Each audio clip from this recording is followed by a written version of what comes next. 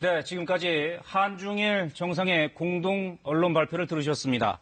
류란 기자와 함께 간단히 정리해드리겠습니다. 자, 류 기자.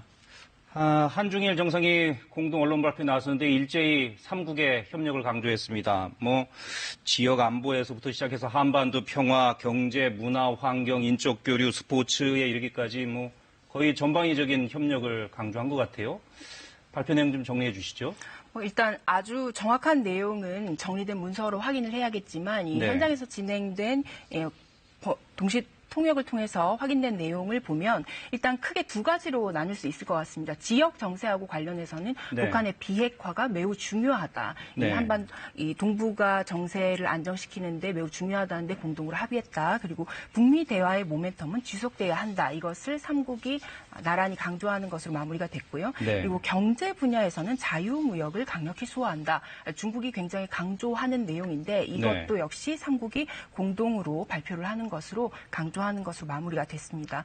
먼저 하나하나 살펴보면 중국의 리커창 총리 같은 경우에는 상당히 많은 합의를 이루었고 우리가 초반부터 강조해왔던 자유무역, 공정무역 이런 것들을 중간중간에 강조하면서 경제적인 협력에 대해서 굉장히 많은 부분을 할애했습니다. 네. 그런데 아무래도 한국이 가장 좀 더 중요하게 생각하는 문제인 이 지역 정세, 이 한반도 비핵화 먼저 이제 얘기를 하고 한반도 문제죠. 그렇죠. 네. 돌아오자면 이제 한반도 문제에 대해서 심도 깊은 논의를 했는데 한반도 비핵화 실현 그리고 동아시아의 항구적인 안정이 중요하다는데 3국이 인식을 같이 했다. 그래서 정치적인 방법으로 한반도 문제가 해결되기를 우린 모두 바란다. 예. 아마 이것은 북미 대화를 통해서 이 문제가 해결되기를 바란다. 예. 무력 도발이라던가 군사적인 긴장이 더 이상 높아지지 않기를 바란다. 네. 이런 것을 상당히 좀 강력하게 얘기를 한 것 같고요. 예, 리커창 총리의 발언을 들어보면 비핵화의 실현, 동아시아의 항구적 평화, 안정이 중요하다는데 인식을 같이 했다라는 말이 있었고,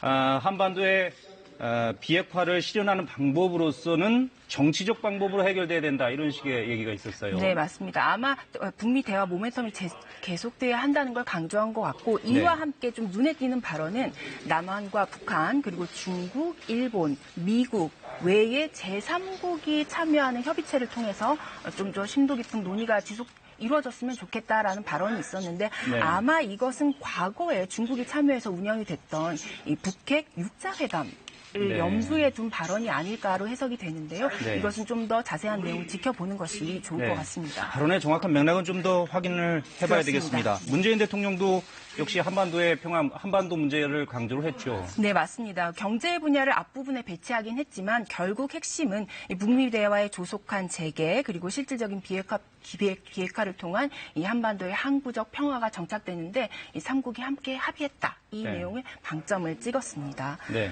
그리고 일본 아베 총리 역시 좀 내용이 좀 오락가락하긴 했습니다만 역시 중간중간에 북한의 거듭된 탄도미사일 발사는 안보리 결의 위반이고 지역 안보를 심각하게 위협한다. 그러니까 자제해라는 말과 함께 북한의 완전한 비핵화를 위해서 3국이 공동으로 노력할 것이다. 네. 그리고 북미 대화의 북미 대화가 유지되는 것은 굉장히 중요하다. 이런 얘기를 강조했습니다. 네. 한 가지 눈에 띄었던 것은 앞서서 리커창 총리라든지 문재인 대통령이 하지 않았던 발언, 안보리 결의의 대북 제재, 예. 안보리 결의의 확실한 이행이 이 시점이 매우 중요하다. 그러니까 제재가 좀 더 강력하게 이행돼야 하는 것을 이행하자는 것을 좀 강조하는 앞서서 리커창 총리나 문재인 대통령 하지 않았던 발언이 추가된 것이 눈에 띄었습니다. 네, 그랬죠. 정확한 워딩은 아마 이것도 이제 통역을 통한 저희들이 받아 적은 거니까 정확하게는 확인을 해봐야 되겠습니다만 지역 국제 정세 관련해서는 북한에 대해서는 아베 총리의 말입니다. 잇따른 탄도미사일 발사가 안보리 결의 위반이다. 지역의 안전 보장에 대한 심각한 위협임을 말씀드린다. 북한의 완전한 비핵화를 위해 북미 프로세스를 최대한 지원해 나가는 것이 중요하다. 이렇게 얘기를 했습니다. 아베 총리의 말입니다. 예. 그렇습니다. 역시 아베 총리는 북미 프로세스, 북미 대화가 중요하다는 점을 강조하면서 역시 북한의 잇따른 미사일 발사가 안보리 위반이라는 점을 다시 한번 강조를 했습니다. 네. 자, 오늘 오후에 한일 정상회담이 예정돼 있죠? 네, 그렇습니다. 3시부터인데요. 일단 1시간으로 예정이 돼 있습니다.